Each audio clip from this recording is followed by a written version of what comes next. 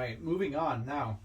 We are some big MCU fanboys. Right. Let's get into it. So, briefly, Amazing Spider-Man 2 was not the success that Sony was hoping for. So they made a deal with Marvel, and we finally got Spider-Man in the MCU. This was something we all wanted to see pretty much ever since, I think, the first Amazing Spider-Man. Of course, he was introduced in Civil War. Was That's the first where it one we started, got. yeah. We saw. Great. I think it was a great introduction. Loved his stuff in Civil War, I mean, honestly. right before that, the biggest fight of that entire movie. I mean, it was awesome. Steals cap shit out of his hand. I mean, what an entrance, right? Well, and also just right as he's introduced, that's only about not even a 10-minute long scene of Tony Stark at the apartment that he's staying at, and immediately it just establishes who his character is. He talks about how he aced his quiz at school and just how he went dumpster diving for like an old DVD player, and it just shows that he's a smart guy, and it shows his living situation at home, and it shows Aunt May, and then he explains why he's Spider-Man, and you just get the gist of who he is, and they do a really good job of condensing it down to not a lot of time, because obviously there were a lot of other things going on in that movie, but they showed us everything that I feel like we needed to see to introduce that character. So opening thoughts for that movie. on this movie. Well, I want to start with the casting of Tom Holland, because I think that is important. As much as I love Toby and Andrew, I think we have to really look at Tom Holland. He really is the, I think, objective embodiment of Peter Parker from the comics. In general, too. Stanley has said, Tom Holland is the embodiment of what he imagined Peter Parker to be like. That 14-year-old, it's a young kid. Right. In early high school. Perfect casting right away, I think. He really embodies that childlike wonder and naivety to the world and what he's seeing around him. He works as a perfect young Spider-Man. He's even in Civil War, he's at the stage with he's amazed by being there at the airport, seeing all these people fighting the metal fist of Bucky and all that. You can tell this is a kid. He's taking all these punches like a champ. And you get to Homecoming, and he really did steal every scene he was in that movie, Civil War. Yeah, so Homecoming, not crazy on the title, but the movie is, really, it's MCU, right? We come to expect this kind of quality from the MCU. I think John Watts did a really good job. A very interesting direction that these movies made. Definitely the most grounded Spider-Man movie that they'd ever done. It's literally a friendly neighborhood Spider-Man story. Oh yeah, exactly. It's very contained, and I like that about it. It works well for him being such a small character, and a big piece that sets this one apart from the others is the fact that very little time to no time at all is spent on Ben Parker about his uncle dying and passing away. I love the quote he gives to Tony Stark at the beginning. He says, "If you could do the things I can do, help people, it's your fault. It's my fault. That's why I'm Spider-Man." It's not him saying a iconic line, with great power comes great responsibility. It's just I have to be Spider-Man.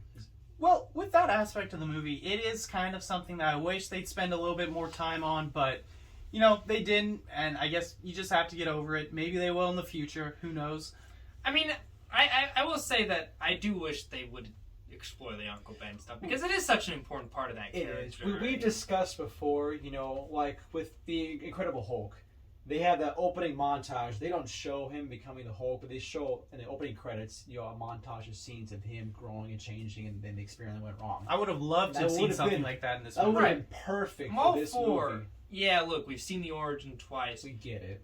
You don't have to show the origin again, but I just feel it just feels weird that they neglect that aspect of his origin so much. They just really don't mention it. Yeah. It's really it's almost as if Batman never mentioned his parents dying. It's such a crucial part of the character. You really cannot leave that out. So that is one of the few gripes I have about the MCU version of Spider-Man.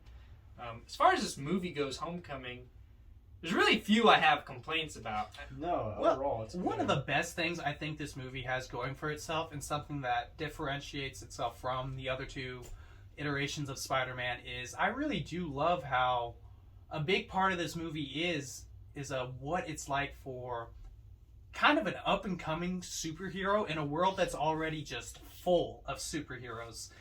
Mm-hmm. Fuck, my God, my allergies. Let me see if we're still recording. Fuck, sorry. You're good. Yep, we're good. Kind of go back on what you said a little bit. Oh, Maybe okay. Start again. Okay.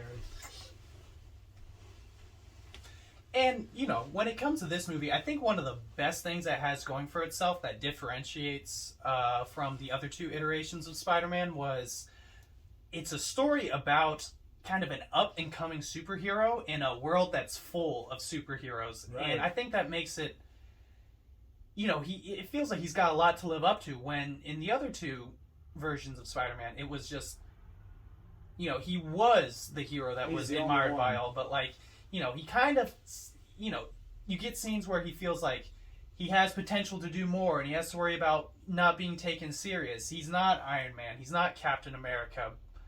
But, you know, obviously, as the audience, we know he has the potential to be. He wants to do more. In this movie, he's tired of being just your friendly neighbor Spider-Man. He feels like he's not doing enough. Because he wants to be like one of the big superheroes, and he's not. He's just a kid. And Well, that was really nice to see Spider-Man work on trying to prove himself for the first time. Yeah, that was good. I was just going to mention Michael Keaton as the Vulture, which something that I love.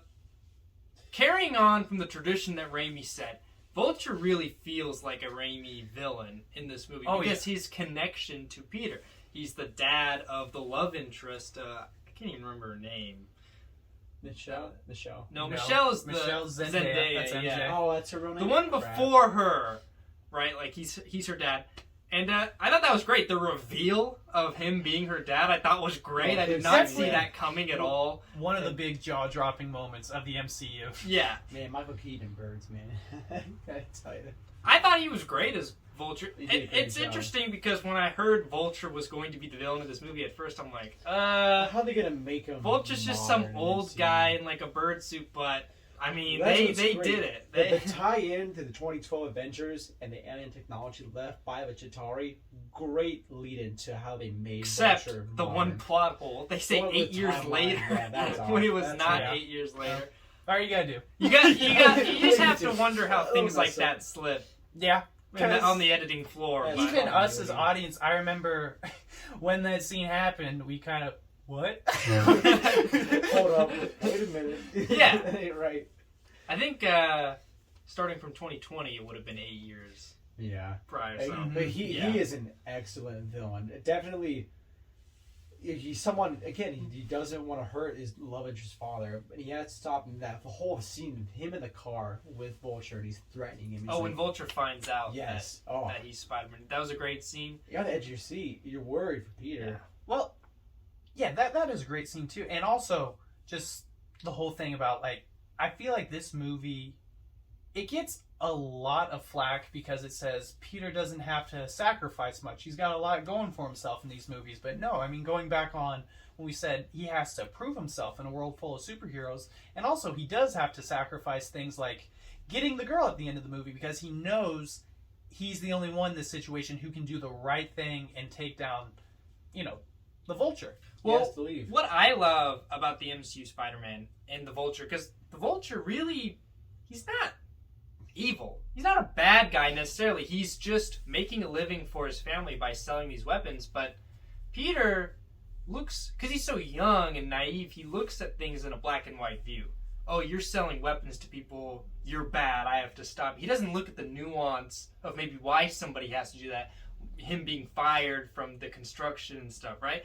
I really like that kind of dynamic. That, And I mean, it's even the speech that Vulture gives, like, look, you're young, like, you don't understand this kind of stuff, and it's like a class issue sort of thing. it kind of also, you know, it makes you struggle with the idea of the stuff they brings up about Tony Stark. He's like, how do you think Tony Stark afforded to, you know, build that tower of his? Oh, yeah. You know, obviously Tony Stark selling weapons to very bad people until he made a change, and it really does make you think. You know, going back on what you said, he's not an evil guy at all, but obviously what he's doing is wrong, and Spider-Man has to stop him. But Let's cut there. Pause, yeah. No, just start it again. I'll go. Sorry, I used. You good? I'm gonna We need got some- one more I after usually- this. I know. Let me rank them. So what do you So I thought about mentioning how he travels around more in this movie compared to others. No, yeah, and I was gonna continue off of him so we can lead into other stuff. So Let's do that. All right. yeah, it's like you said. I love the conversation he has. You know, you're like I said, you're young. You know, guys like Tony Stark. You know, they don't care about guys like us. You know, at the bottom. I love the motivation for Vulture. You definitely understand where he's coming from and the motivation, and I just love that Peter. You know, he doesn't look at the nuance of it, and I like that. I like that kind of nuance or non-nuance, kind of black and white view that he has because of his age.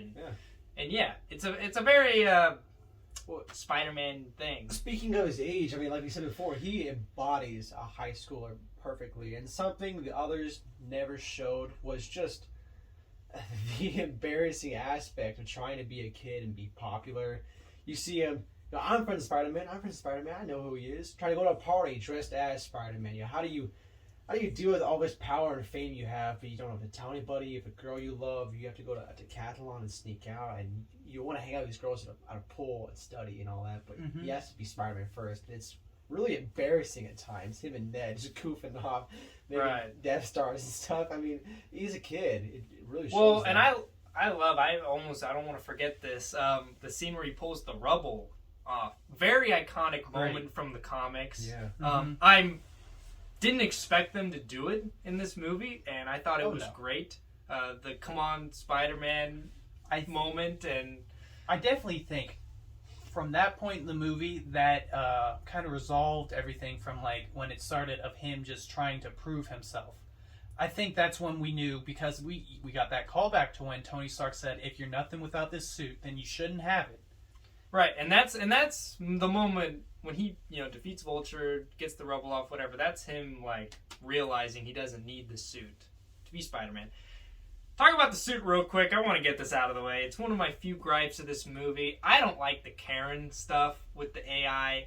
It's just a little too much Iron Man. I like it when Spider-Man solves his problems by himself, you know, with his brain. That's true. He's very dependent on Karen. Well, they didn't have it in the next one, so it almost makes you wonder, why did they even introduce it in this one?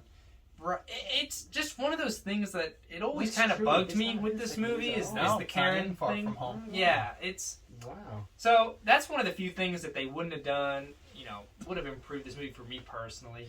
It's one of those things for me where, you know, I wish they didn't have it, but at the end of the day, they did, and it didn't ruin the movie for me. It definitely shows that, you know, Tony Stark has so much influence over his entire being a superhero and his costume and everything. He's doing all these gadgets and hacking into the suit, and Karen being there, it shows that the relationship there is strong, and it's everywhere and everything Peter does. So closing thoughts. All in all, I thought this was a great first movie for Spider-Man in the MCU. Like I said, it really, Great outing. Like you said, great introduction to the MCU Spider-Man, other than Civil War, if you want to count that. But I thought the story, villain were solid. It has a lot of good, funny humor moments, and definitely the strong resemblance of being a high schooler and what it's like, and more so than other films. So